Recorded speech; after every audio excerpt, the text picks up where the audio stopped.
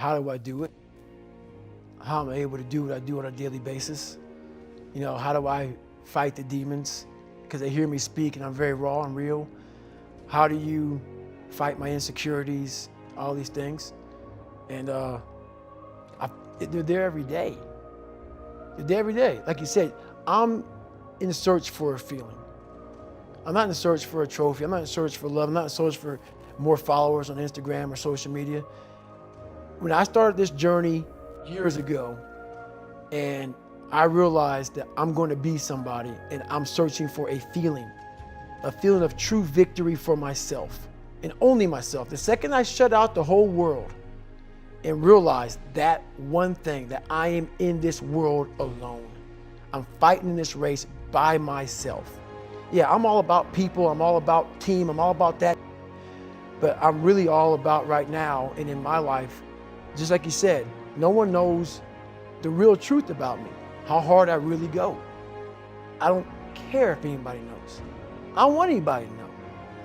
I'm an introvert. I live an introverted life, and I love that about me. That right there is my fuel, is I know that there's really no one out there grinding like me. And if they are, so be it. If I know about you, I'll make sure that I up my game. That's what the mentality is all about. My whole thing is a mentality thing. Like I told you the last time I was on the show, I viewed myself as the weakest person on the planet Earth. My goal in life was to, in my mind, believe I'm the hardest man alive. And that's why the whole thing is can't hurt me. That's what it's about. It's about whatever you think you are, you have to make that dream a reality. But that's where the hard part is making that dream reality. That's where the hard work comes. That's where people know, how do you keep grinding every day? You have to make those insecurities, those fears. Like when I was 300 pounds, I didn't have any drive. I'm gonna go be a Navy SEAL. What kind of stupid is that, 300 pounds? There wasn't like a drive to go be a Navy SEAL. I was an insecure, lying kid, afraid. I had to look at my insecurities and in my fear and find drive in that. We're all looking for passion. Passion's all around you. You have a whole stack of it all around you. It's your insecurities, all that shit. You gotta dive deep in that shit. All of it, it's all in there. All the energy and fuel you need is right in yourself. It's all there. You got a lot of stuff to do to overcome. And you know, that's where I found it. I found it right there in my own insecurities. I found drive in my own insecurities. And that's the most powerful thing in the world. When you can find drive in your own doubt, fear, insecurities, you become very unstoppable. You know, a lot of us are going through a hard time in life. Some people have been bullied. Some people are just stressed out. Some people are insecure. Some people are fat and overweight. And the world puts a lot of this in your mind. It's not just you. Yeah, you help it. And my whole thing is about, I had to develop a mindset that was indestructible. I had to armor plate my mind. And it's about what you're saying to yourself, but it also comes with work.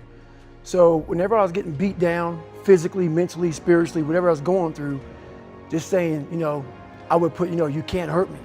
Can't hurt me just became a message, I would say to myself. And that's just kind of where it comes from.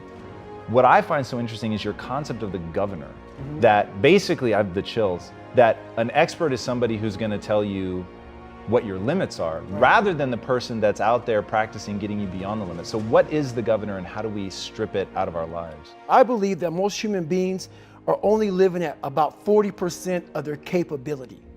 So the mind has a governor, like a car. If you're driving a car and the car has a governor on it, the car may say 130 miles an hour, but the governor is set for 91. Once that governor sets in, you get to 91, that car starts doing this. The car wants to go. The car wants to go, but that factory said, we're not going past 91. We have a factory, a nice governor in our brain, and it's the survival mechanism. It protects us from pain and suffering. The second we feel that, our mind says, oh no, this isn't fun. We should back off. We should sit down, find something more comfortable. And there's something about the mind. The mind has the tactical advantage over you at all times. At all times of your life, The mind has a tactical advantage over you. Why is that? It knows what you're afraid of. It knows your insecurities. It knows your deep, dark lies. And it starts to push you away from that. It pushes you in a direction that is comfortable. The mind controls everything. So what I realized was that when I was growing up and I was 300 pounds and I got all fat and I got all insecure, I realized that my mind kept taking me in this direction. When things got uncomfortable for me, when I was facing my insecurities, I was facing my fears, my mind said, oh no, we have the tactical advantage. We need to get you, separate you from this feeling over here. Life's all about feelings. We want the happy feeling.